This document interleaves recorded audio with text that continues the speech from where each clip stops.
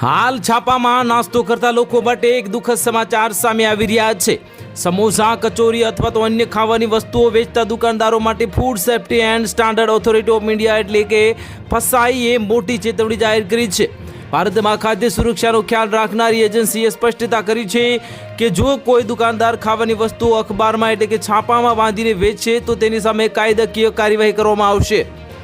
ફસાઈ તરફથી જારી કરવામાં આવેલા આદેશથી જણાવવામાં આવ્યું છે કે ખાવાની વસ્તુઓમાં અખબારનો ઉપયોગ તાત્કાલિક બંધ કરવો પડશે, કારણ કે તેનાથી આરોગ્યને ગંભીર નુકસાન થાય છે। સોશિયલ મીડિયા સાઇટ એક્સ પર એક લખેલા પોસ્ટમાં એજન્સીએ ચેતવણી આપી છે કે અખબારોના પ્રિન્ટિંગમાં ઉપયોગમાં લેવામાં આવતી સહીમાં શીશુ અને અન્ય ધાતુઓનો ઉપયોગ કરવામાં આવે છે।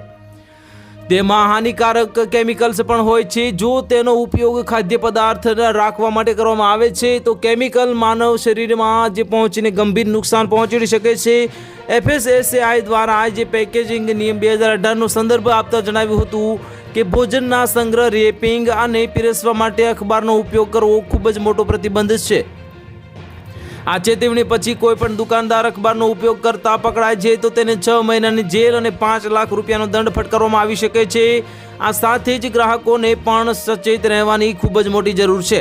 તો હાલ માટે આટલું જ। મળીશું નવી અપડેટ સાથે। જો તમને અમારા વિડીયો પસંદ આવતા હોય તો વિડીયોને લાઇક કરી દેજો, ચેનલને સબસ્ક્રાઇબ કરી બાજુમાં આવેલા બેલ આઇકનને દબાવી દો, જેથી તમને આવા સમાચારની અપડેટ મળતી રહે।